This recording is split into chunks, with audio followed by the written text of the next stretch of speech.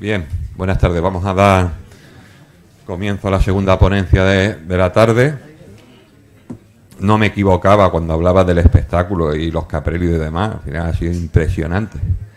Y ahora vamos a tener una ponencia con un grupo de animales más evidentes, más llamativos a priori, grandes carnívoros, el león, los leopardos, todas estas cosas son más atractivas de por sí.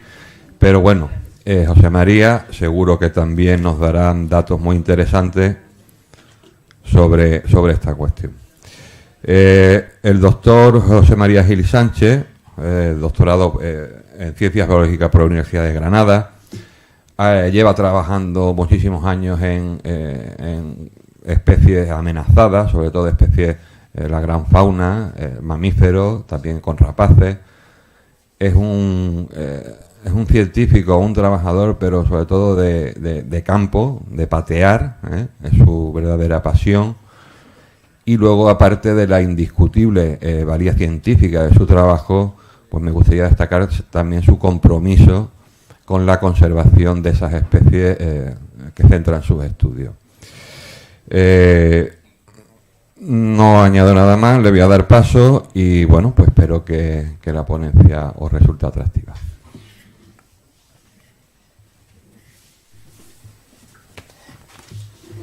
Muchas gracias, Javier. Buenas tardes a todos. La verdad que para mí es un auténtico gustazo haber sido presentado a estas jornadas organizadas por el Instituto de Estudios CEUTIE. Y además ha sido una doble alegría porque me ha permitido reencontrarme con viejos y grandes amigos de la juventud. Una juventud que ahora se nos ha antojado bastante lejana, pero una juventud que para mí me marcó mucho porque con estos grandes amigos, que son básicamente Javi, Lofi, José Luis, empecé a conocer Marruecos y la grandeza de la naturaleza de Marruecos.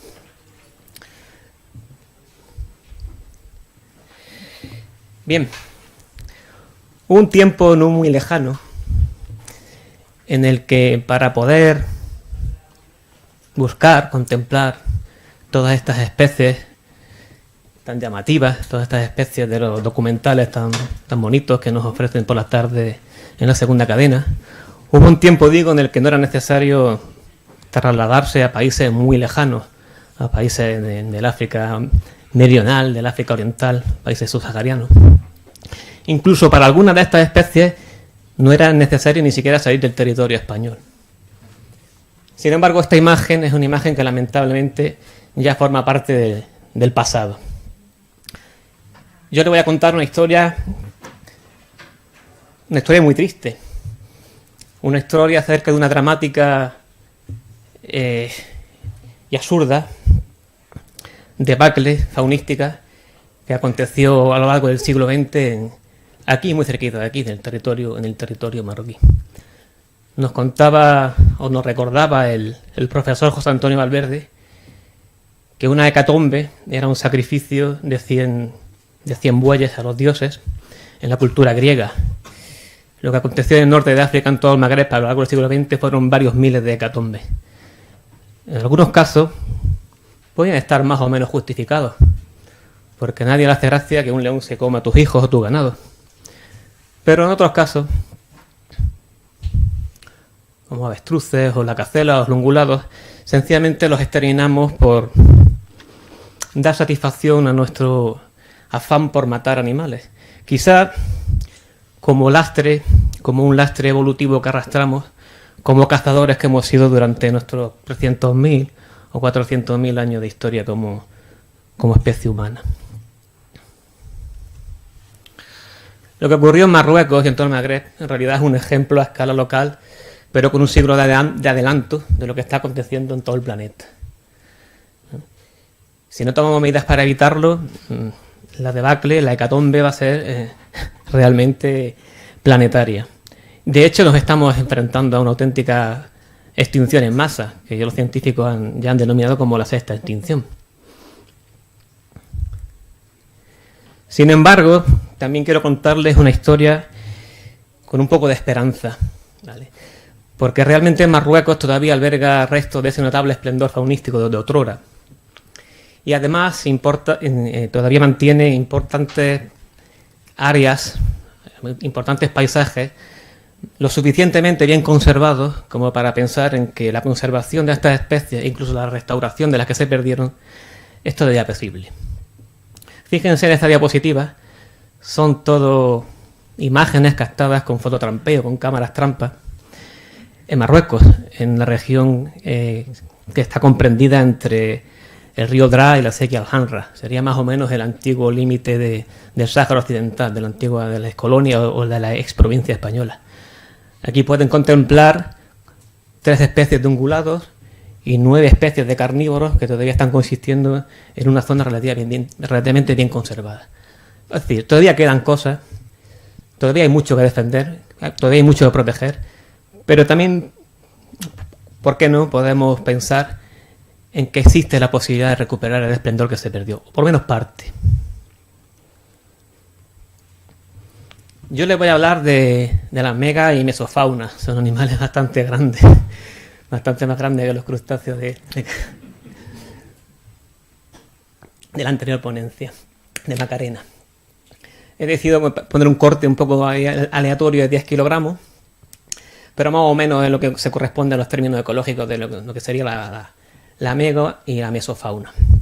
Fíjense en la cantidad de especies que había en el Magreb hasta hace muy poquito tiempo. Había 8 especies de carnívoros, como el león del Atlas, el leopardo bereber, el guepardo sahariano, el caracal norteafricano, hiena rayada, oso del Atlas, lobo dorado norteafricano y ratel norteafricano. Un perisodáctilo, un caballo, el asno salvaje africano, 11 artiodáctilos, la jirafa sahariana, lois cimitarra, el céfalo norteafricano, adax, gacela dama mojor, gacela de Cuvier, gacela de las dunas, gacela dorcas, el arrui, ciervo de Berbería y el jabalí norteafricano. Incluso hubo elefantes, hasta tiempos no tan remotos como nos podemos pensar. Y dentro de esa megafauna, pues también podríamos destacar la presencia de avestruces, en particular avestruz sahariano de cuello rojo, e incluso de cocodrilos, el cocodrilo africano occidental. ¿Por qué tanta biodiversidad de megafauna? Pues básicamente por motivo de origen biogeográfico. El Magreb se sitúa a caballo entre Europa y el norte de África, muy cerquita de Asia, y también evidentemente se ubica en África. Y tomando como ejemplo los grandes ungulados, vemos que aquí, en Marruecos, se unen especies de origen africano, particularmente sagelo sahariano, como el oryx cuerno de cimitarra, especies típicamente africanas de origen subsahariano, como el alcélafo, especies de origen euroasiático, como el ciervo bereber, que es una subespecie del ciervo europeo, y especies de origen asiático, como la gacela de Cuvier, que si bien la gacela de Cuvier hoy día se considera una especie endémica del Magreb, tuvo su origen en la gacela de montaña de Oriente Próximo, en gacela. Pero como decía en la introducción, el estado de conservación de estas especies es realmente lamentable, por no decir patético. Tenemos 14 especies extintas. Ahí tienen el listado de especies extintas y los años o los siglos de los últimos registros. Hay 3 especies que están en peligro crítico, 4 en peligro, una vulnerable y una no amenazada. Tan solo hay una jabalí norteafricano que se puede considerar no amenazada. Estas son las categorías estándar que establece la Unión Internacional de la Conservación de la Naturaleza para clasificar el estado de conservación de especies. Es decir, el estado de la gran fauna africana, del Magreb y de Marruecos en particular, es realmente lamentable. En mi exposición voy a hacer un repaso por especies, para ilustrarles cuál fue la historia, cuál fue el pasado de cada una de estas especies que les he puesto en el listado. Empezaré hablando de las especies extintas para pasar a las especies presentes y después hablaremos un poquito de futuro. Daremos unas pinceladas sobre conservación y sobre restauración. Empezando por las especies extintas, pues tenemos el elefante africano, el Loxodonta africana pharaonensis. Este término taxonómico no está reconocido porque no se ha podido estudiar ningún ejemplar, porque los últimos probablemente desaparecieron en el siglo V. Pero esto no forma parte de la fauna pleistocénica. El elefante desapareció en Marruecos sencillamente porque los seres humanos lo mataron en tiempos históricos, acabaron con las poblaciones. La última referencia la dio en el siglo IV Temistio, que era un hombre de Estado y un filósofo del Imperio Romano de Oriente, que decía que todavía había algunos en el territorio de actual Marruecos, incluso él no temía por su conservación. Pero ya en el siglo VI, el arzobispo de Sevilla, Isidoro de Sevilla, escribía que ya no quedaban elefantes en la Tingitania, aunque todavía estaba muy reciente en esta especie en la memoria de los lugareños. Son muy frecuentes los elefantes norteafricanos en el arte romano. Aquí ven un bronce y un mosaico. Eran elefantes en principio de pequeño tamaño, por lo poco que se sabe de ellos. Y bueno, todos conocerán la famosa batalla de Zama, que enfrentó a Aníbal Barca con Pluvio Cornelio Escipión el africano, que debió ser espectacular ver la carga, pero vamos, perdieron los cartagineses a pesar de los elefantes, y eso fue el principio del fin de la Segunda Guerra Púnica. Y esta foto se la pongo como ejercicio, porque hoy día cuesta trabajo pensar que en Marruecos pudiera haber habido elefantes en tiempos tan relativamente recientes, más conociendo los paisajes de Marruecos, los hábitats de Marruecos actuales. Ahí tienen 4 fotografías. Y yo les pregunto, ¿cuáles de esas fotografías se corresponden a Namibia y cuáles se corresponden a Marruecos? Hay 2 que son de Namibia y son hábitats de elefante. Actualmente mantienen los famosos elefantes del desierto, que son los elefantes más grandes del mundo. ¿Alguien se atreve a hacer el ejercicio? ¿Cuál es Namibia? Esta y esta es Namibia.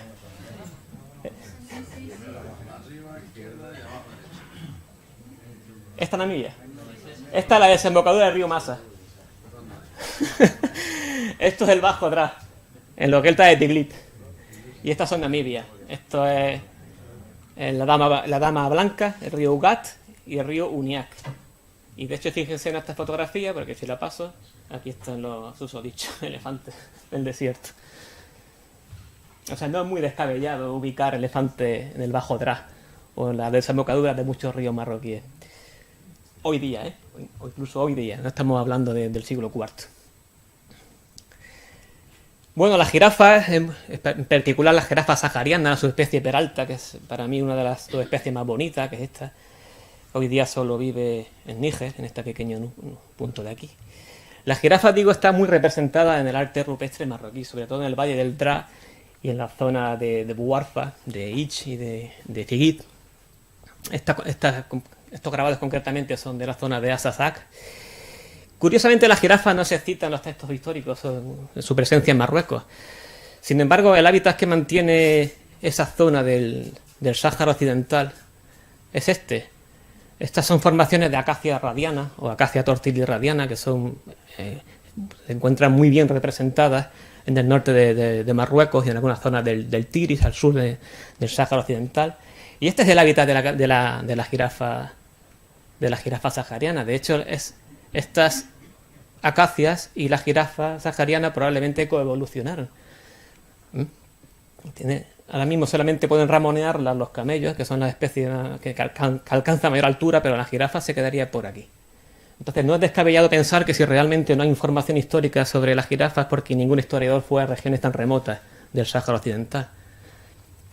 Pero sin duda hoy día existe un hábitat de calidad para la jirafa en muchas partes del Sáhara Occidental.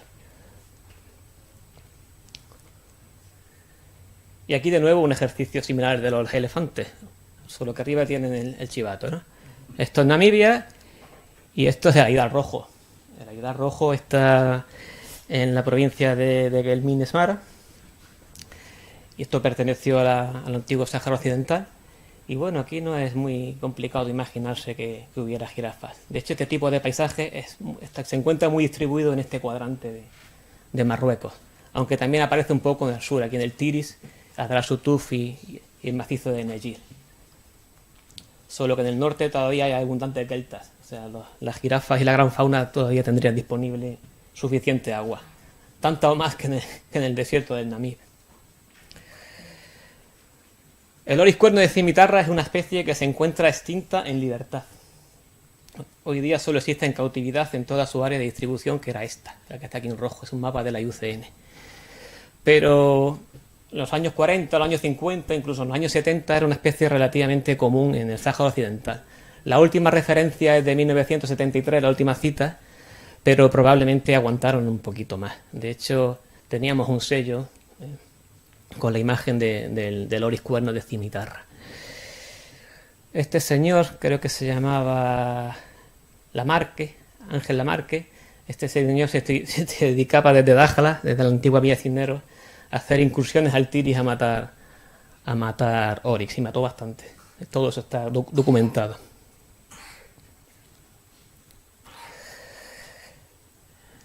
Esta obra es muy interesante, no sé si la conocen, es el libro del insigne naturalista Ángel Cambrera, la publicó en 1939, Los mamíferos de Marruecos. Y en el capítulo dedicado al oryx hay un pasaje muy interesante que, si me permiten, se lo voy a leer directamente. Las tierras de los almorávides eran el país comprendido entre el Antiatlas y el que hoy es Río de Oro, o sea, sería todo el Sáhara Occidental para entendernos.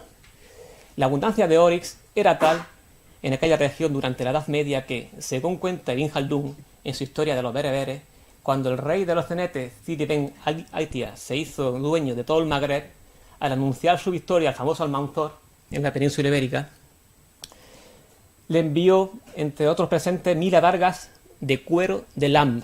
El lam es el nombre local del oryx. Las adargas son escudos. Las tribus que vivían en toda la zona, desde el Wad Nun, más o menos en Gelmin, hasta el interior del Sáhara, eran entonces conocidas con el nombre de Lantuna, que podrían traducirse por gentes del país de Lan. Esta antílope, que casi seguramente hay que borrar hoy día de la lista de fauna marroquí, todavía quedaban, pero mucho más al sur, cuando escribió Cabrera, era entonces en suma el animal más característico del sur de Marruecos. Hoy está totalmente barrido de todo el Sáhara, desde Marruecos hasta el Mar Rojo. Aunque Chad ha iniciado un proyecto de reintroducción bastante ambicioso. El bubal, o arcelafo norteafricano, es el Arcelaphus bucelaphus. Como subespecie está extinta, aunque arcelafos todavía de esa misma especie todavía quedan en muchos países del África subsahariana, que es esta foto que tenemos aquí. Esta es la última foto documentada de un arcelafo del norte de África, probablemente sea del Jardín Zoológico de París de los años 30, 1930 por ahí, pero no se sabe muy bien. Este animal era durante la Edad Media y hasta el siglo XIX abundantísimo en Marruecos, según los cronistas de la época. De hecho, no solamente habitaba este cuadrante de aquí, de la zona de Warfa y el Chott Tigris, que según Ángel Cabrera fue su último reducto en Marruecos, sino también ocupaba en gran número toda la llanura atlántica. Pero fue otro animal, como el resto del ungulado, que fue barrido a lo largo del siglo XIX, siglo XX, con la aparición de buenas armas y vehículos que se adentraron en sus zonas tradicionales, hasta no quedar absolutamente ni uno. Esta es una imagen del Chott Tigris en la región de Buarfa, que fue el último hábitat en Marruecos del bubal, del antílope bubal. Un antílope bastante grande y que probablemente explique la presencia de leones en el Magreb. Luego lo veremos un poquito más detalle. El Adax es el antílope típico de los grandes ergs, de los grandes desiertos de arena. Probablemente en el Sáhara Occidental el animal entraba durante los periodos de sequía desde Mauritania. De hecho, parece ser que en Mauritania todavía queda una pequeña población, porque en 2017 se detectó un grupo de huellas de unos 15 ejemplares. Pero es otro animal que tan pronto entraban las manadas en el Río de Oro, en la región de la antigua Villa Cisneros, que se llama Dakhla, pues eran masacrados. Esto fue un grupo de unos 40 que mataron muy cerquita de Dakhla, aquí. No sé si se distinguen bien los puntos blancos, en 1940. Y la última referencia, que fue del Tiris, precisamente de aquí, es de 1956.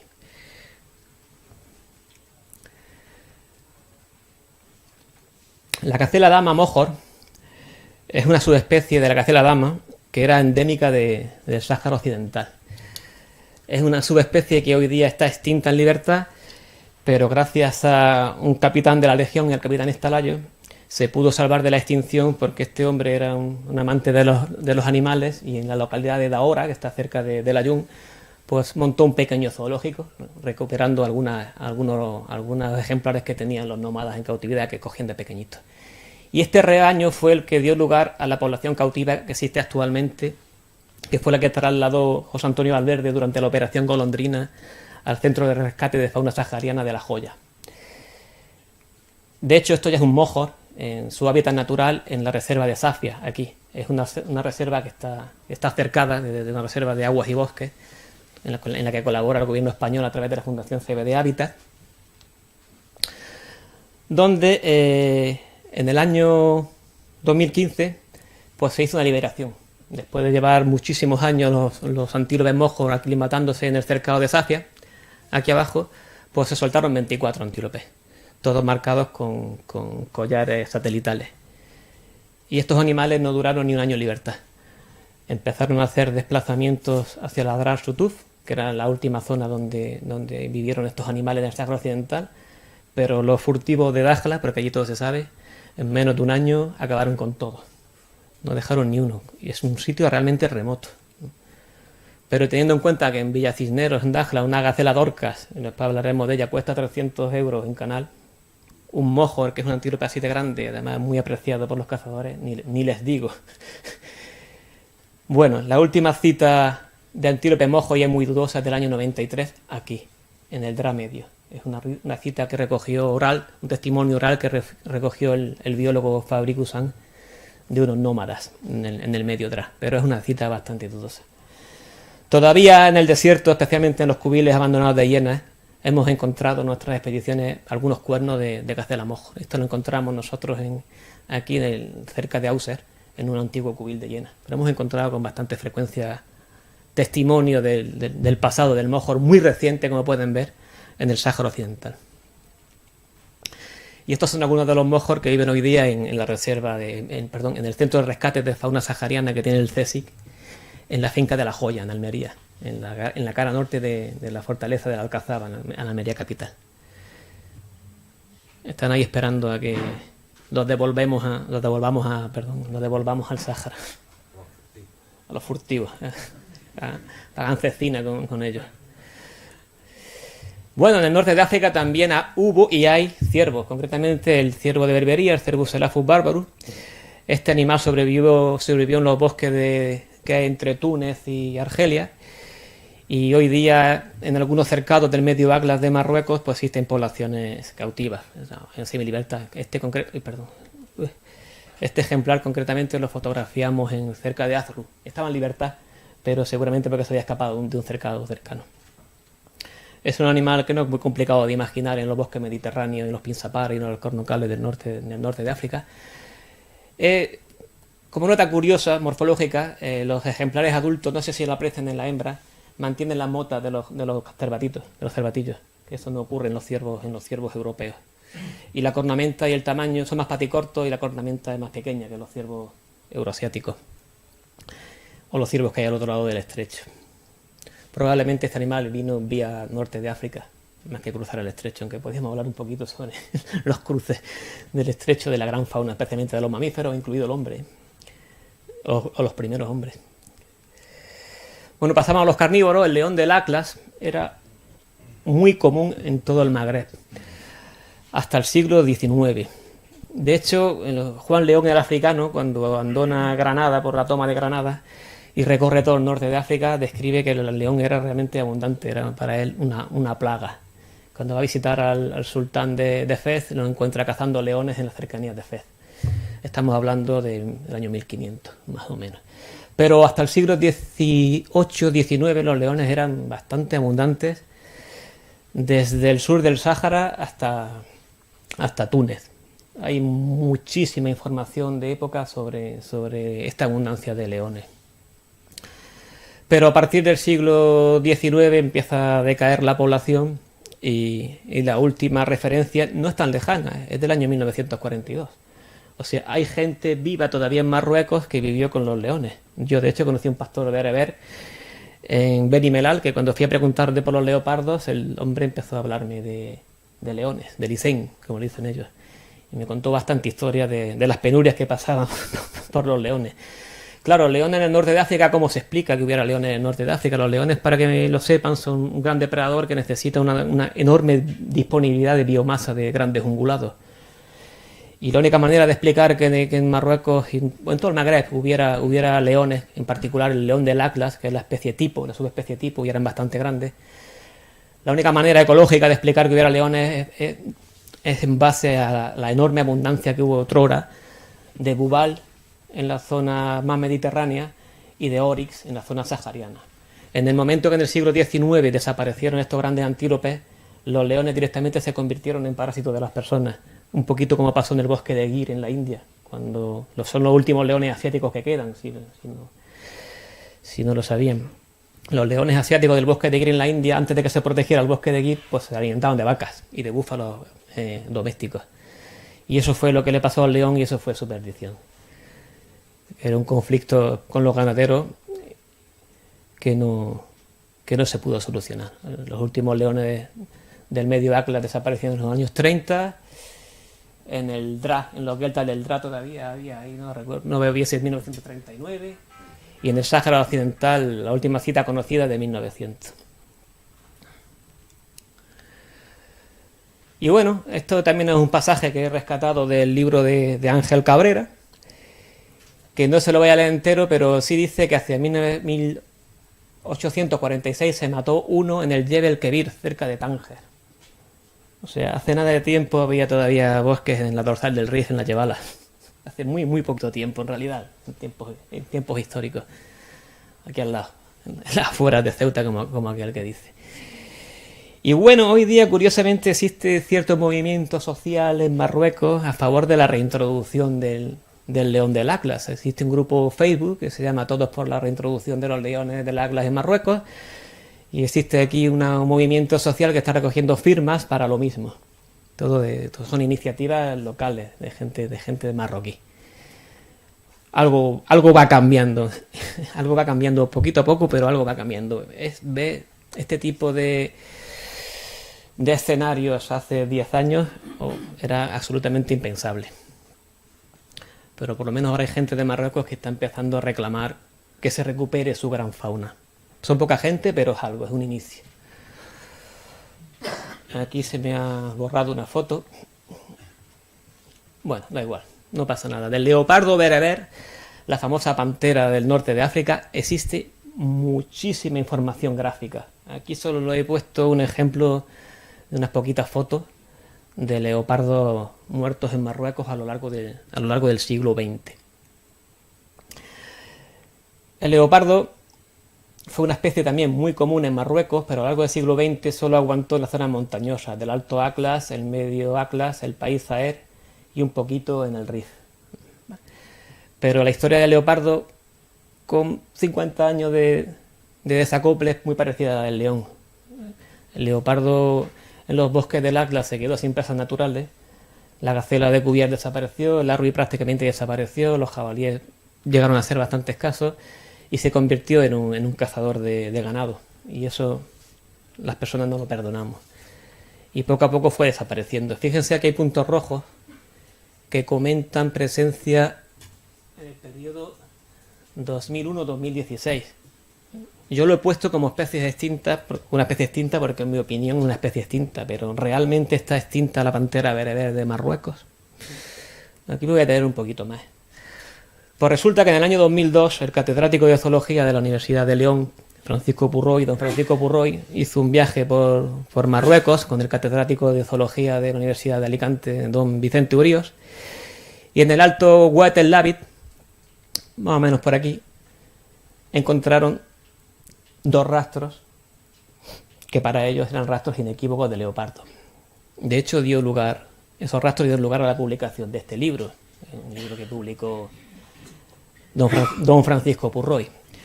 El caso es que a partir de esa información esta gente se movió bastante y consiguió un proyecto muy sustancioso en términos económicos del Centro Emiratí para la Propagación de la Vida Silvestre. Son, para los que los conozcan, los que tienen el centro de cría de Abutarda Ubara en Misur, en el Recán, en el río Muluya.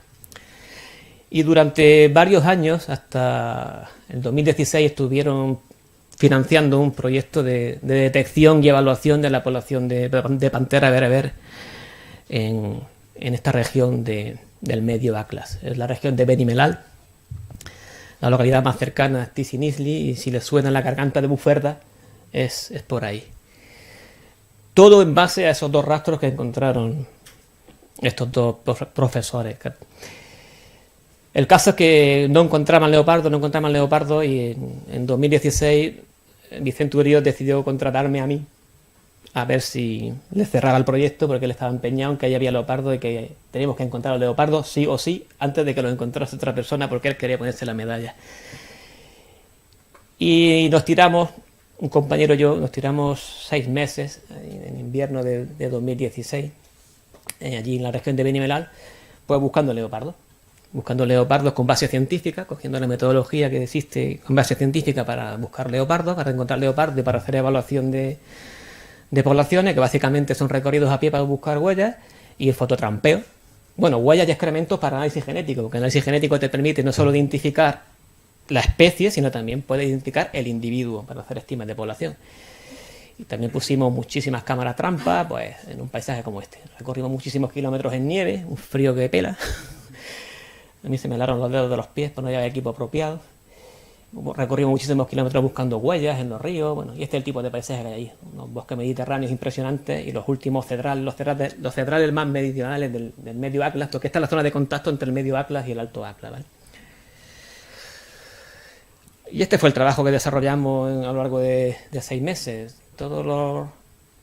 Las líneas rojas son recorridos a pie, los puntos verdes y amarillos son cámaras trampas, y los triángulos son entrevistas hechas a pie de terreno a los lugareños, que también son interesantes. No son definitivas, pero te permiten saber por dónde pueden ir los tiros, e incluso poder encontrar alguna referencia inequívoca.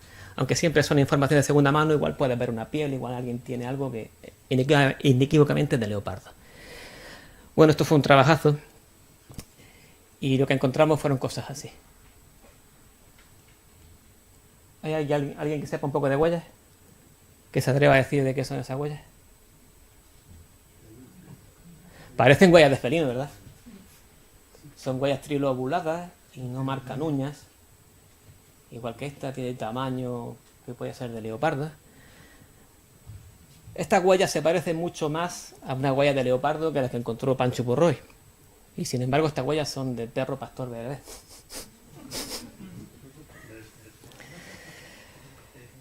Es decir, que después de estar 6 meses dejándonos allí la piel y el pellejo, realmente no encontramos absolutamente nada de leopardo. ¿Se puede decir que no quedan leopardos? No. ¿Se puede decir que no hay una población viable de leopardos? Sí. Sin ningún género de dudas. Lo que sí encontramos fueron cosas así. Este señor, que nos sirvió un té y unas pastas amablemente, mató a este leopardo en sus tiempos mozos, con un Mauser de la Segunda Guerra Mundial. Aquí, esto se llama el Siva, son los montes del Siva, muy cerca de Beni Mellal. Ahí, esto es la cabeza. Y esto son las famosas gargantas de Buferda, donde Aguas y Bosques intentó establecer una reserva para leopardos, porque aquí mataron el último leopardo conocido de Marruecos, que es esa cita que le he puesto en amarillo de 1983, y lo mató este señor que tan amablemente nos acompañó a la garganta y después nos invitó a un delicioso cuscús. Pues lo mató este señor con otra gente más, un comité de linchamiento. Nos llevó al sitio donde lo mataron. Era una hembra que entró en un redil, mató una cabra, le pusieron un cepo, y cuando volvió a acabar de comerse la cabra, pues le atirotearon. La desollaron, se la comieron, dice que estaba bueno. Los de Agua y Bosque se enteraron, y estos estuvieron varios meses en la cárcel. Esto fue un caso muy, muy, muy famoso, que es por lo que se sabe realmente que está en la última cita, el último dato fidedigno e inequívoco de leopardo en Marruecos. Y estas son las últimas citas que encontramos en la zona, ¿no? Este es el leopardo de Buferda, la hembra esta. Estas son las huellas que encontró esta gente, Pancho Purroy y Vicente Urío. Y estas son citas que encontramos nosotros, pero solamente eran citas. Los triángulos son localizaciones de Caracal, que fue un subproducto bastante interesante que pudimos confirmar durante el trabajo de campo. Curiosamente, las entrevistas, la curva de acumulación de las entrevistas, nos decía que un 30% aproximadamente de las personas opinaba que todavía había leopardos en la zona. Pero cuando les preguntabas por datos específicos de leopardos, siempre te decían, bueno, sí, que lo ha habido siempre, fulanico lo ha visto, fulanico tal. De hecho, solo nos dieron 2 referencias precisas de leopardos, poco creíbles, y una de ellas fue un ataque a una niña de un leopardo en un pueblo cerca de Bufera, que se llama el Cherkec. Y cuando nos dieron esas citas, nos la dieron 2 fuentes de información independientes. Y cuando fuimos a confirmarla, fue un perro rabioso el que atacó a la niña, en realidad. Vamos, conocimos a la niña y a su familia. En fin, el problema de trabajar con citas.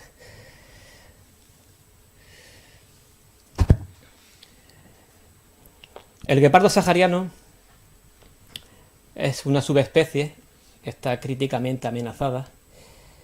En Marruecos y en el Sáhara Occidental se distribuía básicamente por toda la región sahariana. Todo el Sáhara Occidental, el Valle del Dra, hasta Figuit y la zona de Buarfa. Ahí pueden ver un poco las citas. Y era un bicho que no era muy escaso. De hecho, también existe mucha información gráfica de la zona. Aquí tiene una foto en color de un guepardo este es del Argup de Tarfaya. Perdón, este es del Argup. Y este de Villavén es de Tarfaya. Y aquí tiene otro cachorrito. Y esto es un cráneo colectado en Binazarán, aquí. Colectado por el profesor José Antonio Valverde en los años 70. Este cráneo está en mi mano y este cráneo está en la estación biológica de Doñana. Pero vamos, en la estación biológica de Doñana hay 7 ejemplares colectados por Valverde en el Sáhara Occidental. O sea, era un felino que no era raro. Las últimas citas nos las da Fabricusán en esta zona del Dra y de la Betana, que son del año 93. Un rastro de huellas que encontró él y uno que mataron los militares en esta zona de aquí, del medio Dra. Este bicho nos sirvió para crear la asociación Jarmur, a la que pertenezco, porque un grupo de amigos inquietos por la gran fauna africana y en particular por los felinos, pues vimos que había citas de guepardo en los años 90 y decidimos pues salir a buscarlo. Si lo había en los 90, ¿por qué no lo iba a ver 10 años después? Cuando realmente nadie había buscado guepardos específicamente como metodología científica en el Sáhara Occidental. Presentamos esta comunicación en un congreso de la SECEN, total, que nos pegamos también una currada impresionante en esta región del Valle del Dra y de la Betana, justo entre el Dra y la Seguí Alhandra, donde hicimos un montonazo de puntos de muestreo. Básicamente lo que hacíamos era buscar en acacias excrementos de guepardo para identificación genética, porque los guepardos saharianos siempre marcan en las horquillas de las acacias. Y al final pues hicimos un esfuerzo impresionante, sí encontramos excrementos, en laboratorio ninguno salió como excremento de guepardo, aunque todo este trabajo sí dio pie a otras investigaciones con gacelas y con otros carnívoros que están dando lugar a una producción científica muy interesante. Al final no fue en balde buscar guepardos, pero realmente lo único que encontramos de guepardo, que podía ser de guepardo, fueron estas cabras y estas huellas.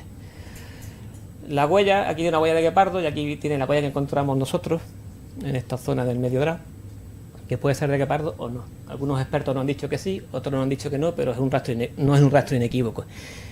Y también en el Aidar negro, aquí, en esta zona de aquí, encontramos 3 cabras muertas por el modus operandi del guepardo.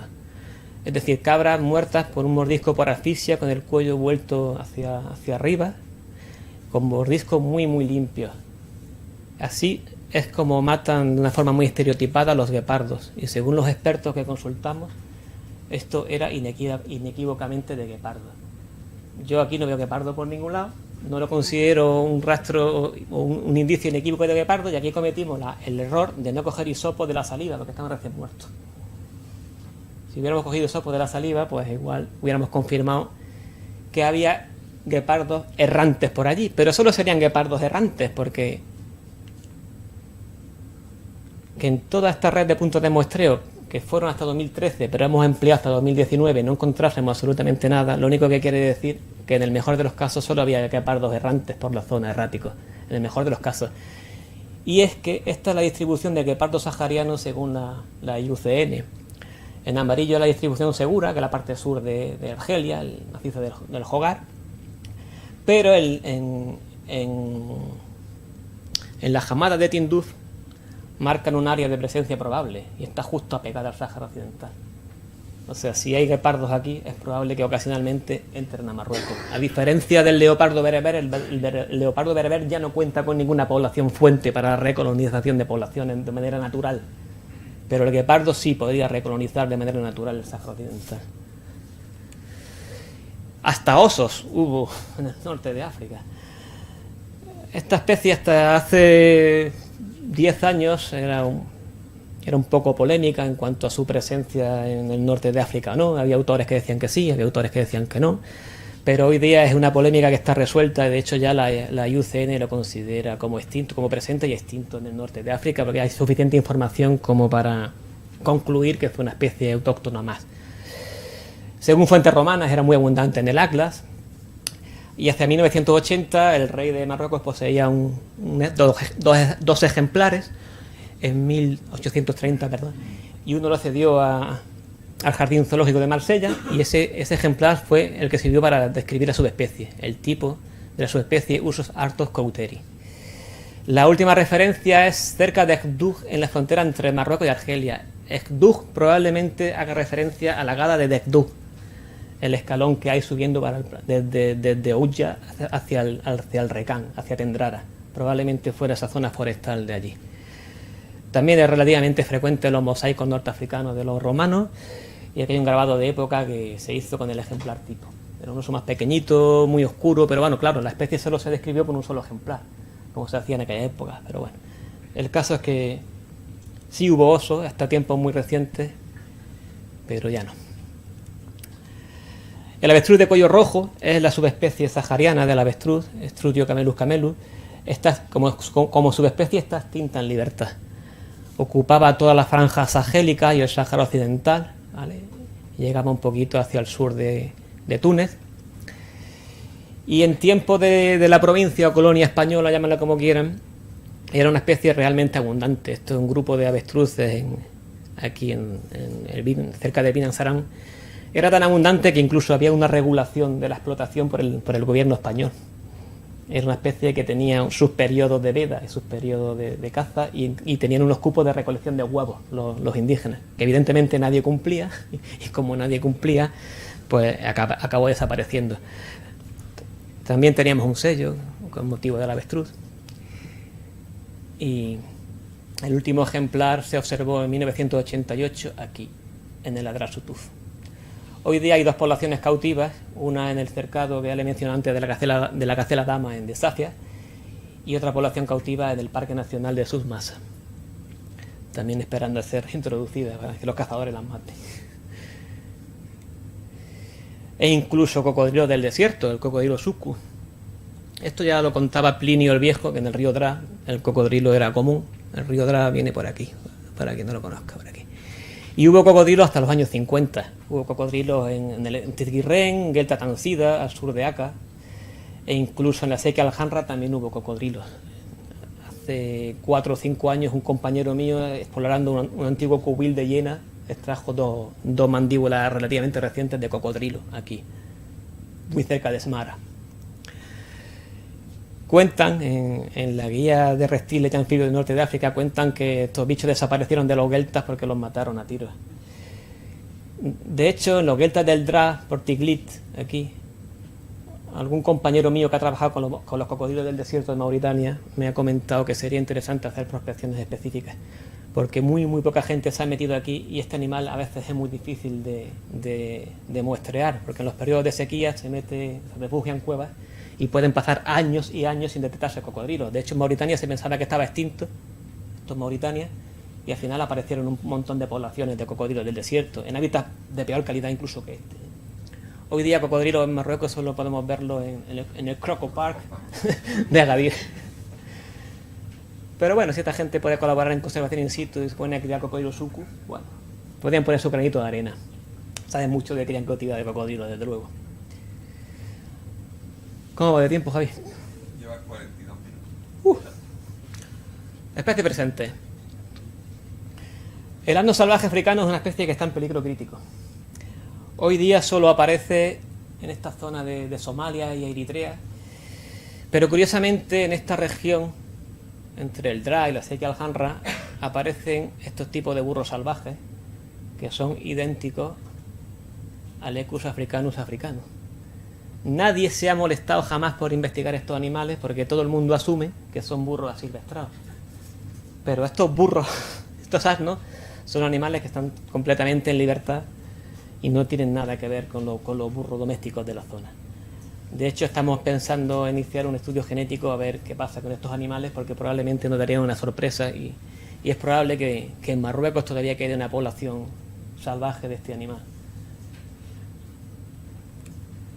Estos son dos machos, dos garañones en la cara sur del Jebel Warsif. Son animales absolutamente salvajes que huyen con la presencia humana, ¿vale? Tienen su estructura, la estructura social típica de los équidos, es una cosa muy interesante y en este medio tan extremo como ocurre en Somalia, en Etiopía y en Eritrea, donde sí se considera un bicho natural.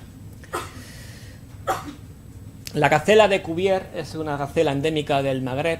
Marruecos mantiene hoy día el mayor núcleo poblacional. Una estima que si son 2015 hablan de 1.300, 2.500 ejemplares, y una estima que no me la creo para nada porque se ha hecho de una manera muy subjetiva, sin seguir métodos científicos, pero sí es cierto que es la gacela que hoy día se encuentra más distribuida. Existen 3 núcleos importantes, en la zona del Ala-Sahariano y en la zona de Bouarfa, en el Anti-Atlas, en la zona de Tafrut, y la población más importante de todas está precisamente en el límite de su distribución, en el óptimo de su distribución, que es entre el Oueddra y la Sequia al-Hanra. Y recientemente se ha encontrado una población residual aquí, en el Delta Zemur. Esta fotografía la hemos tomado nosotros con cámaras trampas. Son de las pocas fotografías que existen en libertad de gacela de Cuvier. Si ustedes se meten en internet y buscan fotografías de gacela de Cuvier, verán que son todas de ejemplares en libertad. Estas son animales completamente salvajes. Esto es un macho y una hembra en la jamada de Tinduf, en el Reclaviat. Y estos son 2 gemelos. Frecuentemente los partos son dobles en el Jebel Warsif, al sur del Dra. Bueno, con la excusa de los guepardos hicimos un muestreo bastante potente de gacela de Cuvier y esto ha dado lugar al único estudio científico publicado en una revista de impacto que se ha hecho con una especie de ungulado norteafricana de campo. El único que existe.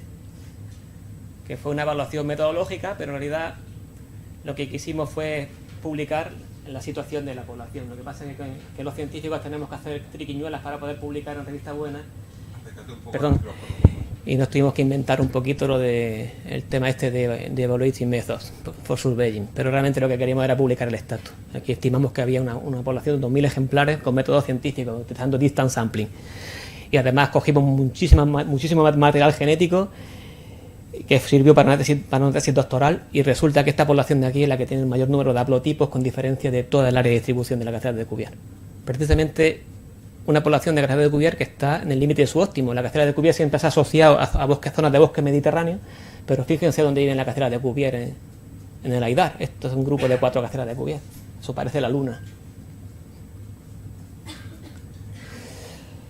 La gacela dorca fue abundantísima en todas las regiones saharianas, abundantísima, y no solamente podemos encontrar muchísimos testimonios históricos sobre la gacela de Cuvier, sino que revisando cubiles de gacela en esta zona frecuentemente sacamos de los osarios gran cantidad de material de gacela de Cuvier. Todos estos son cuernos de gacela dorcas. Todos estos son cuernos de gacela dorcas, excepto estos 2 que son de mojo y estos de Cuvier. Esta foto la he puesto, está desenfocada, pero es un testimonio muy interesante porque es una de las pocas fotos que hoy día pueden ver de gacela dorcas en libertad. Esta foto la tomamos aquí en el macizo del Nejir. Ahí tiene una estima tentativa de la población marroquí. Hay 2 subespecies en Marruecos, la neglesta, que es la sahariana, y una pequeña población al norte del Sáhara, que tiene un nombre infumable, no lo recuerdo, que solo vive ya en un cercado, solo vive de manera cautiva. El arrui, según cuenta Ángel Cabrera, era abundantísimo a principios de siglo en todas las montañas del norte de África, en particular en Marruecos. Parece que en el Rif nunca fue muy abundante, esto ya cerca de la cuenca del Muluya, pero era abundantísimo. Lo que pasa es que la población local empezó a cazarlos con armas modernas, porque su carne es muy apreciada por la gente de Marruecos. Y hoy día la situación es bastante lamentable. Estas fotografías también son tomadas por fototrampeo, por nuestras cámaras trampas, y son las únicas imágenes que yo conozco de arrui sahariano en libertad. Este es un macho y una hembra con una cría aquí, en el Jebel Warsif. Dentro de los carnívoros, pues el caracal para nosotros es un rompero de cabeza, porque en principio es muy escaso, pero tiene una distribución, o tenía una distribución aparentemente muy amplia. Este es el único documento gráfico que he podido encontrar de un caracal marroquí. Es un caracal que atropellaron en 2014 en Ain Leut, en este punto de aquí amarilla, del medio Atlas, cerca de los cedrales de Arru. Y nosotros lo hemos buscado específicamente en todos estos bloques que ven aquí, que son 8 bloques de muestreo de carnívoros, desde Choc Tigri hasta Auser, hasta el God de Ramán y el Wet Hat, en fin.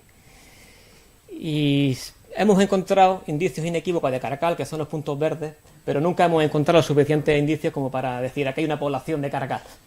Siempre parece que lo que hay son animales erráticos, pero no somos capaces de dar con ninguna población. Aquí, bueno, pues dos de los informes que hemos presentado, Agua y Bosque, y esto todo lo que hemos conseguido, huellas, estos sí son huellas inequívocas de caracal, y unos culos muy bonitos de caracal con las cámaras trampas, que ustedes dirán, eso es caracal porque lo dices tú. Pero sí son caracales, ¿verdad? Además los consultamos a expertos, en particular este es un macho. Sí son caracales, son saharianos además, son de la zona del Guarcif y de los montes Aidar. Y eso es todo lo que hay de caracales vivos en Marruecos, ¿eh? No van a encontrar otra cosa. Esos documentos. La hiena rayada era una especie también bastante común en Marruecos, tanto en las zonas montañosas como en el Sáhara. Esto es un cubil de hiena, de donde sacamos tantos cuernos de gacela, como han visto en esta fotografía. Está un cubil de hiena en Negir, aquí. Son osarios impresionantes. Estos son excrementos de hiena que en laboratorio se han confirmado como de hiena, que hemos encontrado en esta región de aquí. Y esto es José Antonio Valverde, el maestro Valverde, que para nosotros es una referencia para los estudios saharianos, con una hiena que consiguió en Dakhla, cuando una de sus expediciones, que estuvo mucho tiempo cautiva en la estación biológica de Doñana. La tenía en la puerta como un perrillo, ahí en el pabellón de Perú, en el parque de María Luisa.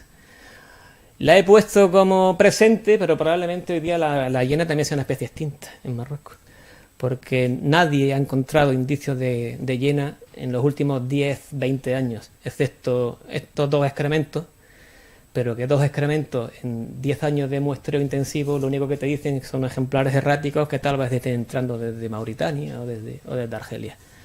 Esto es un axilar superior de hiena que sacamos de este cubil. Y bueno, este año mataron una hiena al lado de Ulla.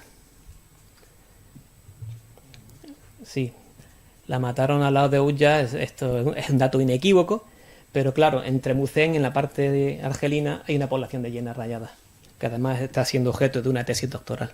Entonces probablemente este animal cruzó la frontera que no debía cruzar, y en una batida de jabalíes pues se la cargaron. Aquí dicen que los de Ecology Magog, que es una plataforma ecologista muy interesante de Marruecos, tiene una página web muy bonita, dicen que igual Aguas y Bosque igual le casca una multa al tipo este. Ahí cuentan su milonga. Pero para una que entra, duró poco. Bueno, el ratel norteafricano es una subespecie muy amenazada del ratel. El ratel tiene una distribución muy amplia en el África subsahariana, incluso llega por Asia hasta la India, pero el leuconota tiene una distribución muy reducida, solamente llega desde la zona del sur, norte de Mauritania, sur del Sáhara Occidental, un poquito llega al sur de Argelia, pero todo lo que ven aquí, prácticamente toda el área de distribución de este ratel. Nosotros estamos trabajando específicamente con él aquí, estamos haciendo cosas de genética muy interesantes, tan interesantes como que probablemente hemos descubierto una especie nueva de carnívoro, que eso va a ser un pelotazo, porque las distancias genéticas con el material que tenemos son lo suficientemente amplias como para decir otra especie diferente. Además, ecológicamente se comporta de una manera diferente. Los rateles son muy oportunistas y este es un especialista facultativo. Se ha especializado en la captura y consumo de uromastis, de lagarto de cola espinosa. Son fotos de fototrampeo de nuestras cámaras. Son las únicas fotos que van a ver de esta especie en libertad, y de esta subespecie. Este es el tipo de hábitat, un hábitat muy sahelico, muy africano. El lobo dorado africano. En Marruecos se considera una especie vulnerable. No le he puesto mapa porque está muy distribuido por todo Marruecos, especialmente en la zona montañosa y en el Sáhara. Hasta hace muy poquito tiempo, estamos hablando hasta hace 5 o 6 años, se consideraba que el cánido mayor que habitaba el Magreb era el Canisaurus, el chacal dorado. Pero cuando empezaron a manejarse las herramientas moleculares se vio que este bicho no es un chacal, realmente está metido en el clado de los lobos. Por eso se recuperó una asignación taxonómica muy antigua de Canis anthus, que también es sinónimo de Canis rupáster, y hoy día ya lo considera la IUCN como una especie por derecho propio, bien diferente del chacal dorado y endémica de todo el norte de África. Estas también son fotografías de fototrampeo. Con este animal estamos haciendo hoy día estudios genéticos. Estamos haciendo estudios sobre la ecología y la genética del lobo en el desierto. Y estamos también testando la hipótesis de la liberación competitiva. A ver qué pasó cuando los grandes depredadores como leones y leopardos desaparecieron, a ver si hubo una expansión de este bicho a través de modelos de colección bayesiana que permiten hacer reconstrucciones demográficas, en fin, cosas de científicos locos. Pero está dando bastante información a nivel científico a este animal. También está amenazado. En Marruecos se considera una especie vulnerable, pero bueno, en determinadas regiones todavía es fácil detectarlo e incluso observarlo. En nuestras expediciones al Sáhara normalmente lo solemos ver cada vez que vamos. Y si ven la fotografía en donde hablo de escala, aquí probablemente estén viendo un lobo más que un chacal. Hace poco tiempo se decía, no, en Marruecos hay chacales dorados y lobos. Porque dicen los lugareños que está el dip y el chacal. No. Solamente hay lobos grandes y lobos pequeños. Todo lo que hay es Canis anthus. Esa duda o esa polémica taxonómica ya se resolvió hace 3 o 4 años.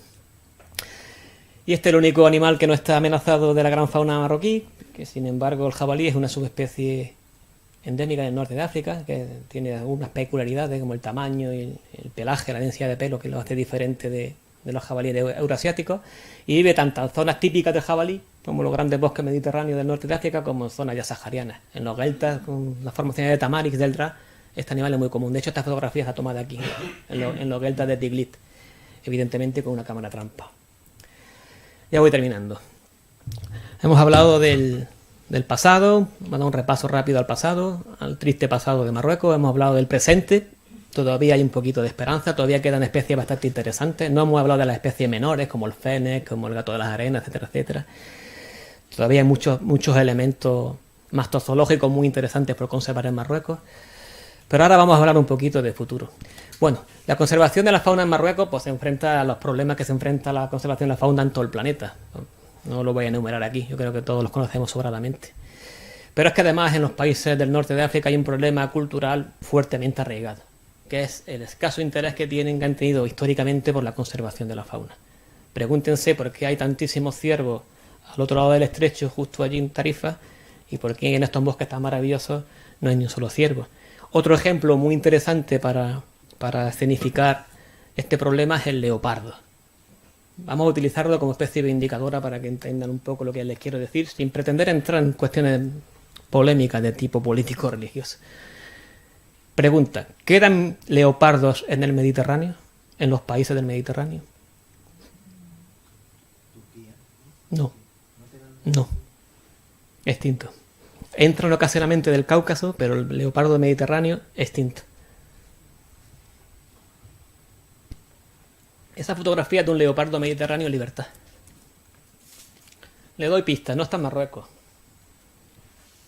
No está en Argelia. No está en Túnez. Es Israel. Israel es el único país que conserva leopardo y su gran fauna, porque es el único país que se preocupa de su gran fauna en toda la cuenca sur mediterránea. Ahora ya que cada uno saque sus conclusiones, sin intentar, por supuesto, entrar en polémicas. Esa es la puñetera realidad. Israel es el único país mediterráneo que tiene leopardo. ¿Qué se hace en Marruecos por la conservación de la fauna? Pues todas las especies que hemos visto, todas están amparadas por la ley. Son especies protegidas. Y de hecho existe un maravilloso plan de acción para los ungulados, que es este. Un plan de acción que redactó Fabrice Coussin, que es muy bueno. Es un plan de acción muy, muy bueno, pero que no deja de ser un documento en papel que no se transcribe para nada al medio natural. Los problemas, especialmente la caza furtiva y la destrucción de hábitats por sobrepastoreo, y sobre todo también la extracción de combustible vegetal para hacer leña, para hacer el carbón con el que se preparan los miles de tallines y de pinchitos que se hacen todos los días en los miles de pueblos, ciudades marroquíes que están tan deliciosos. Todo eso se hace con picón que sale todos los días de los bosques del medio del Alto Atlas, de los bosques que están defendiendo el avance del desierto. Cuando estuve en Beni Mellal con los leopardos, la verdad es que me costaba trabajo no echarme a llorar cuando salía al campo, de ver lo que estaban haciendo con los últimos encinares de la zona, solamente para sacar carbón por una cuestión cultural, porque aquí también existe el butano, pero un tallín o un pinchito no se puede hacer con butano. Fíjese qué tontería, pero eso supone el consumo de toneladas y toneladas de carbón vegetal todos los días, en un país que está a las puertas del desierto. En fin, todos estos factores tienen alto impacto, y la caza furtiva en particular, sobre todo en las regiones saharianas más. Les recuerdo lo que les pasó a estos mojos. Estos son parte de uno de los rebaños que liberaron, que apenas duraron un año y estaban en una zona remotísima. Estaban en el Tiris y en el Al Sutuf. No sé si conocen eso, pero eso es el extremo de Marruecos. Además, algunas zonas peligrosas porque están cerca de los muros, cerca de la zona liberada, y son campos minados lo que hay por allí. Pero no dejaron ni uno. En apenas un año. De manera y modo que, desde mi perspectiva, desde lo poco que conozco de Marruecos, aunque llevo ya unos cuantos años pateando por ahí, lo que yo veo que hace el Alto Comisariado de Aguas y Bosques, que es el organismo responsable de la conservación de la fauna, de los recursos naturales de Marruecos, lo que yo veo que hace es pues limitarse a mantener núcleos zoológicos cercados, porque la vigilancia in situ por sus agentes tiene escaso impacto. A ver, ¿quién ha visto un guarda de Aguas y Bosques alguna vez por ahí que te eche la bronca por estar acampado en cualquier sitio? Pues, lo que sí vemos son muchos furtivos campando a su ancha cada vez que salimos al Sáhara. Eso sí, tienen unos cercados muy interesantes repartidos por todo Marruecos, pero no dejan de ser cercados, no dejan de ser núcleos zoológicos donde mantienen ungulados, mantienen adax, oryx, avestruz de cuello rojo, gacela lorca, pero no dejan de ser cercados. Nunca han dado el paso siguiente, que es liberar los animales de los cercados a su medio natural, excepto la experiencia de Safía, que fue desastrosa, la de los 24 mojos. Los únicos que realmente están protegiendo de manera indirecta a la gran fauna marroquí son algunas asociaciones y fundaciones de los países del Golfo, a los que el gobierno marroquí le ha concedido concesiones de caza para hacer repoblaciones de Abutar de Ubara para cazar con halcones. Son gente que maneja muchísimo dinero y están locos por la cetrería, por la falconería en particular, y la caza del Abutar de Ubara. De hecho, tienen un megacentro de cría de ubaras aquí en Misur, y hace poco tiempo han hecho otro en Playa Blanca. Los de Misur son esta gente que son emiratíes, y los de Playa Blanca, que está aquí, son cataríes. Esta gente, en estos cuadraditos rojos, sí está haciendo una vigilancia eficiente de la caza furtiva. Tienen un sistema de patrullas y una red de repetidores muy importante. Y en estas zonas, curiosamente, la butarda ubara está sirviendo de especie de paraguas, porque se están recuperando por lo menos las gacelas. Aquí se está recuperando bastante bien la gacela de Cuvier, y aquí se está recuperando bastante bien la gacela de Orcas, y aquí, que ya un poquito tiempo los cataríes ya están volviendo a saber la gacela de Orcas en la zona de llanura, que eso hace 4 años era impensable. Pero eso es lo poco que se está haciendo ahora mismo en conservación aplicada de la gran fauna en Marruecos desde mi punto de vista. Si alguien tiene más información, ahora podemos comentar, ¿no? El caso es que Marruecos sigue teniendo grandes espacios muy bien conservados, por lo menos aparentemente. En el medio Atlas, en el Rif, en la región de Bouarfa, en Chott Tigri, y en las regiones saharianas es que hay sitios que, madre mía, yo ahí me imagino perfectamente el león cruzando de acacia a acacia y la jirafa ramoneando las copas de las acacias radianas. Son extensiones enormes de formaciones de acacia lo que hay ahí, es realmente impresionante, pero claro, solo ves dromedarios y solo ves cabras. El caso es que Marruecos tiene perfectamente un potencial enorme para convertirse en un país que fuera como lo he nombrado yo aquí, una Namibia del norte, un país que tiene grandes espacios donde todavía se puede restaurar esta imagen que vemos aquí, solo que en vez de News podemos hablar de alcelafo, y en vez de Springbok podemos hablar de gacela de Orcas. Hay sitios para hacer esto, sitios suficientemente grandes para tener ecosistemas funcionales, lo suficientemente grandes como para que esto funcione realmente como un ecosistema autorregulado dentro de las limitaciones que tiene ese concepto.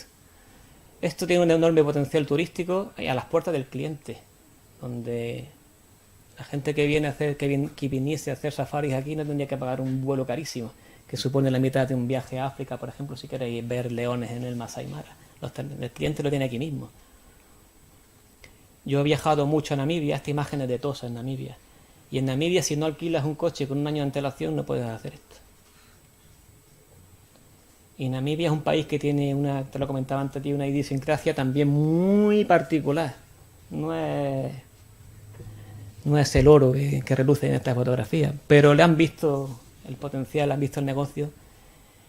Y esto todavía, esta imagen, que es una imagen que se nos antoja pleistocénica, pues todavía se puede contemplar en Namibia, pero en mi opinión, con relativo poco esfuerzo y con algo de voluntad, esto se podría recuperar aquí en el norte de África, muy cerquita de Ceuta, a 1000 kilómetros de Ceuta, eso es muy cerquita. Bueno, ya poco más. Muchísimas gracias por su atención. Si están interesados en conocer algunas cositas más sobre la gran fauna africana, les recomiendo este libro, un libro que publicó nuestra asociación, donde describimos por todas las expediciones que hemos hecho al Sáhara Occidental, y siguiendo un modelo de zoología clásica, pues hacemos un inventario de fauna y una descripción faunística, pues bueno, muy curiosa. Y eso es todo. Muchísimas gracias por su atención.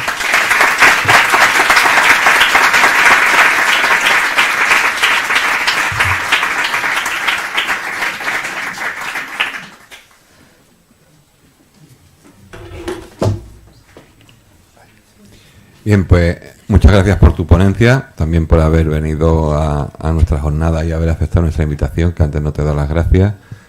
Y bueno, enhorabuena por la ponencia y por los contenidos que nos has podido exponer. Si hay alguna pregunta, José Luis, venga, que va a romper el hielo.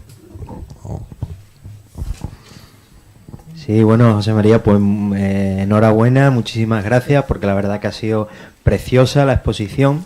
Yo he aprendido muchísimo, la verdad, y yo creo que casi todos los aquí presentes, ¿no? Porque es que realmente es algo, no sé, da la sensación.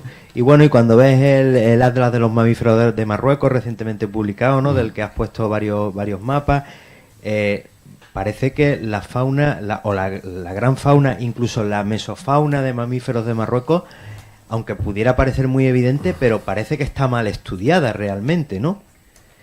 Con excepción del trabajo que venís haciendo en los últimos años, ¿no?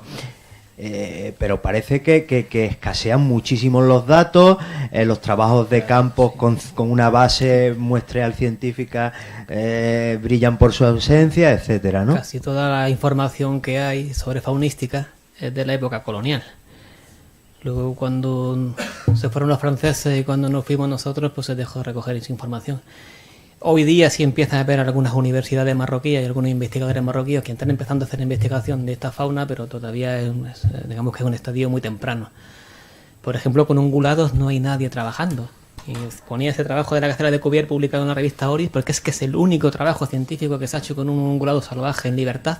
No Marruecos, te estoy hablando desde Marruecos hasta el Mar Rojo, en todo el norte de África. Muy poquito, y hay muy poquitos equipos trabajando. Está nuestro equipo y otro equipo del Civil de Oporto, liderado por José Carlos Brito, con los que colaboramos en el tema de las gacelas. Y ya está, y todo para una región muy vastísima. Pero afortunadamente sí empieza a haber ya bastante inquietud en algunas universidades, como el Instituto de Mohamed V, el Instituto Científico de Rabat, y alguna universidad más que están. De hecho, nosotros trabajamos con ellos, los tenemos como socios. Después un par de cuestiones. Me comentaba hace años, y bueno, y creo recordar haberlo leído también en la biografía, la autobiografía de Morales Agacino, que supongo que evidentemente conocerán, otro gran sahariano, ¿no? Sí, sí. Y Joaquín Mateu, no sé si has llegado a conocer. Joaquín Mateu era entomólogo, sí. Trabajó muchísimos años en el Sáhara, pero en todo el Sáhara, vamos, en Chad, en Mauritania, en Argelia, en Marruecos.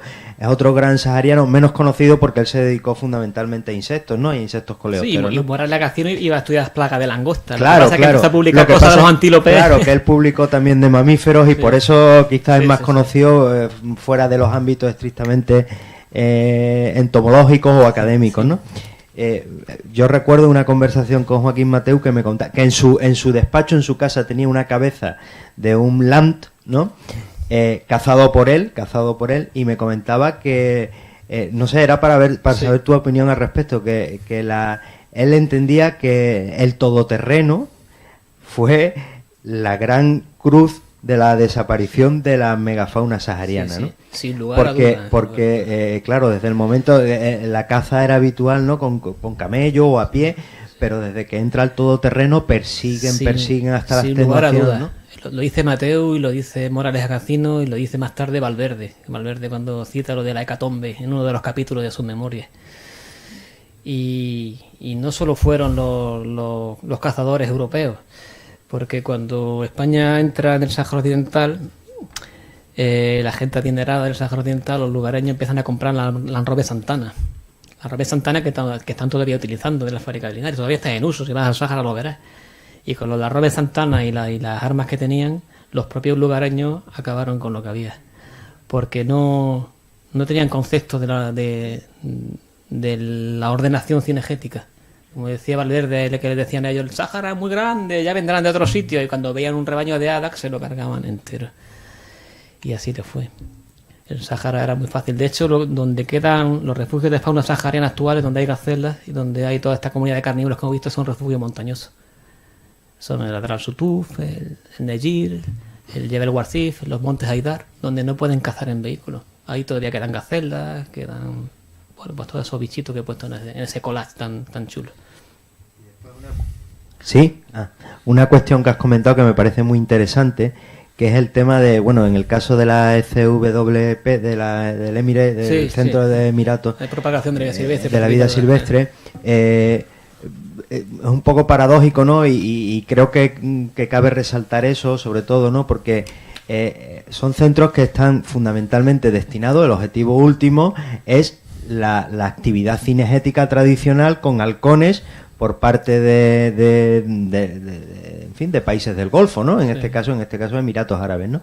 Y en este caso la caza sirve realmente como motivo para la conservación de amplias zonas. Yo he podido, hemos estado antes hablando un poquito de esto, yo he estado un tiempo con ellos trabajando, y es que realmente tienen un sitio, cuando vamos por un sitio, a 40 kilómetros saben que estábamos pasando por allí, y tienen un sistema de vigilancia que es espectacular, ¿no?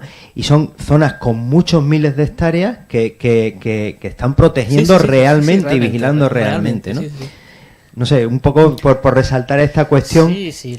Solo he puesto el potencial turístico de observación de la naturaleza que tiene el norte de África, pero el potencial cinegético, la caza sostenible, es otro potencial brutal que no saben explotar o no han querido explotarlos. Van muchos cazadores españoles a cazar jabalíes, pero podrían estar cazando de manera sostenible pues, trofeos muy cotizados de animales que hoy día están extintos. Esa es otra opción económica y sostenible más que te permite. ¿Por qué hay ciervos al otro lado del estrecho? Que eso está petado de ciervos y de corzos por intereses cinegéticos. Punto, porque la situación de la península ibérica de España era muy parecida hace 50, 60 años era muy parecida a la de Marruecos hoy día. La diferencia entre Marruecos y España es que en España hubo una nobleza que se preocupó por proteger la fauna cinegética porque le gustaba cazar. Por eso quedan ciervos y cabra montesa en España. Si no, no habríamos dejado ni una, nos las habíamos comido todas, como aquí. Todas. Lo que pasa es que allí los reyes y las clases apoderadas aquí de este lado, pues se protegieron Sierra Morena, Monte de Toledo, los feudos tradicionales de caza mayor. Aquí no, aquí aunque la nobleza también cazaba, pero no tuvo esa visión de sostenibilidad. Entonces, el Rif es un espejo, perdón, el Mediterráneo es un espejo del Rif y de la cordillera bética, pero la fauna a un lado, la gran fauna a un lado y la gran fauna a otro lado es absolutamente diferente, hablando de ungulados, por ejemplo. De hecho, en España quedan osos.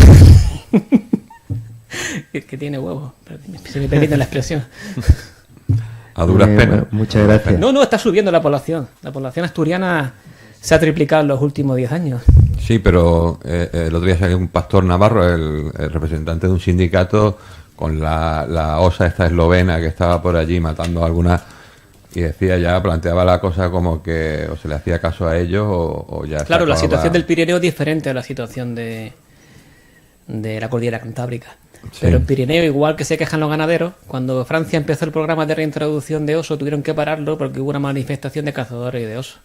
Y al poco tiempo tuvieron que volver a activarlo porque hubo una manifestación del sector turístico pro oso. Sí. Muy, muy difícil la reconciliación entre estos intereses, ¿no? Los conflictos que generan los grandes depredadores con los ganaderos, pues, joder, hay que ponerse en el pellejo con los ganaderos. Pero es cierto que hoy día los ganaderos, los europeos, no los marroquíes, los europeos están viviendo a costa de las subvenciones que por ayudas agroambientales le estamos pagando todos nosotros. A cada español la PAC le cuesta 155 euros. Entonces tienen que comprender que tienen que aprender otra vez a coexistir con la gran fauna, y estoy hablando de los ganaderos españoles, europeos, porque se lo estamos pagando nosotros. Y no tiene marcha atrás. Porque si no, no se mantendrían, porque es una actividad que no es económicamente sostenible. No hay marcha atrás, no se puede volver a aquella época en que matabas un oso libremente, un lobo y tal, eso está claro. Habrá más o menos resistencia. Puede haber controles letales, puede haber cosas puntuales, pero no, porque además ya hay una demanda social a favor de la protección de la naturaleza que incluso se ve aquí en Marruecos, como en las páginas web que le he puesto. Hace 10 años pensar que iba a existir en la página de Ecología y Magog, o que hay un grupo que está pidiendo firmas para la reintroducción del león en Marruecos, pues me hubiera sonado un poco extraterrestre, pero mira, ahí está. Bueno, de hecho, incluso a nivel mediático, en periódicos nacionales, en los últimos años, los 3-4 últimos años, se han podido leer noticias del tipo la reaparición de la gran fauna en toda Europa, ¿no? O en Centro Europa, o sea, es una el famoso rewilding. Efectivamente, es una tendencia que parece en alza, cuando sin embargo en Marruecos, en el norte de África, es toda la contraria. Claro, Marruecos sigue siendo un mundo rural. Sigue habiendo mucha gente en el campo, entonces en muchos sitios es muy difícil plantear este tipo de escenarios. Pero hay otros sitios que son los polígonos cuadrados que os he marcado en una última diapositiva, donde sí se puede plantear, porque además ahí la presencia de las personas es muy regular, es nomadeo, hay poca gente, los paisajes están bien conservados, el problema humano es más fácil de manejar precisamente porque hay poca gente y la poca que hay es irregular. Y ahí, en mi modesta opinión, y mira que soy un escéptico, que yo pienso que nos hemos metido en la última extinción en masa y de ahí no salimos, pero bueno, hay un rayito de esperanza ahí, yo qué sé, no lo sé. Bien. No lo sé, pero cada vez que bajamos al desierto y vemos esos paisajes tan magníficos y a la vez tan vacíos, y dices, coño, si es fácil, joder, si es que es fácil, solo basta con que estos cabrones no le peguen tiro a los bichos. ¿Hay alguna otra pregunta? Me gustaría plantearte una cuestión, porque es curioso el tema de Israel y la conservación del leopardo, mientras que en el resto, claro, uno automáticamente identifica a Israel con cierta concepción del mundo. Pero yo, más que allá que eso, igual se me ocurre una explicación más socioeconómica, que Israel es un Estado económicamente potente y funciona dentro de un marco estructurado. O sea, una planificación, unas acciones de conservación como esta necesitan una matriz, un soporte sobre la que se pueda desarrollar, aparte de la financiación, ¿no? En países de menor desarrollo socioeconómico, ese marco no existe y es lo que complica un poco la cosa. No, la conservación del leopardo en particular en Israel no es una cuestión de cifras. Tiene una capacidad de carga muy pequeñita, les quedan muy pocos leopardos por un tema de capacidad de carga. Y se gasta muy poquito en la conservación del leopardo. Es una cuestión cultural. La gente no los mata. Los propios ganaderos que sufren a los leopardos de Israel no los matan. No te creas tú que esta gente... No quiero entrar en polémica política. No. Sí. Ni polla ni vinagre. Lo único que te digo es que allí hay una cultura que se preocupa por proteger a su fauna. Pero no creo en la preocupación o esa sensibilidad altruista de angelitos. No. Yo en eso soy también bastante escéptico. Si no hay un cierto beneficio, tú no. Si esperamos que la conservación se convierta en algo que todos somos muy bondadosos y demás, no. No para nada, pero claro. Y uno ve las áreas de distribución que has puesto de las distintas especies, Mauritania, Malí, Chad, el sur de Argelia. Bueno, esos territorios, ¿cómo están? ¿Qué procesos son los que gobiernan ahí? Esos territorios la fauna está jodidísima. ¿Pero por qué? Pues por la misma razón que del Magreb. Bien. En mi opinión. ¿Hay alguna otra pregunta? Sí, por aquí. Hola, Visi.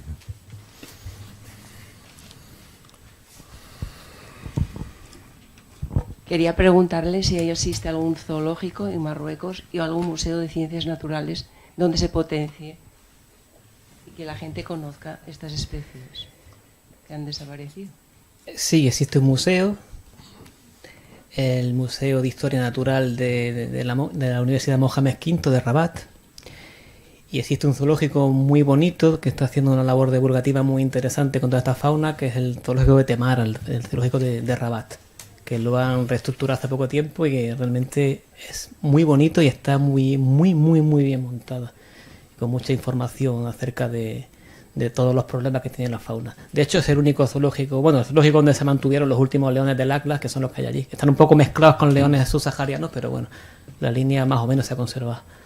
Yo les recomiendo, bueno, a quien le guste los zoológicos, es un zoológico que merece la pena visitarlo. Que está muy bien, sorprendentemente bien. Y se pueden ver casi todos estos animales, los oryx, los leones, leopardo. Bueno, el leopardo bereber no, porque se extinguió, pero se supone que es la misma subespecie que hay. Solo se reconoce una subespecie en toda África. El bereber no tendría validez. La pantera pardus pantera es pantera pardus pardus. Ya está. ¿Alguna otra pregunta? No. Bueno, pues entonces antes de despedirnos, vamos, yo lo que comentaba antes de tú crees que es algo más cultural, yo creo que es algo más socioeconómico. En toda esa zona del Sahel, el Sáhara del sur de Argelia, estamos viendo lo que está ocurriendo con la inmigración, las grandes rutas de transporte de drogas, de armas. O sea, la situación es esa y entonces eso no beneficia nada a la conservación de la fauna. Las 24 gacelas estas que matan están justo al lado de la frontera de Mauritania, que es como un agujero negro aquello, ¿no? De poco, ¿no? La mataron furtivo de Dakhla. Gente adinerada de entonces Dakhla. yo me gustaría terminar... No gente pobre de Mauritania. Me gustaría... Pero hay mucho contrabando. Sí. Hay mucho contrabando. Y me gustaría terminar queriendo identificar que el verdadero enemigo es la mafia. La mafia no es solamente los que vemos en la película con las metralletas estas, los napolitanos, los sicilianos, ¿no? La mafia son estos grupos de personas, estos grupos de interés económico que funcionan en esa oscuridad, en esa sombra, en esos agujeros negros donde no hay un marco estructurado.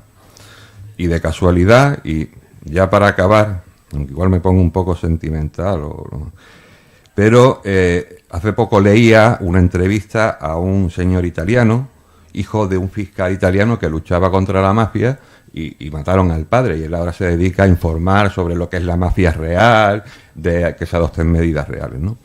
Entonces voy a leer un texto que copié aquí en mi móvil, que por casualidad tenía, no era nada preparado, pero lo que tú me has contado me ha llevado a pensar en la mafia y en este hombre, ¿no?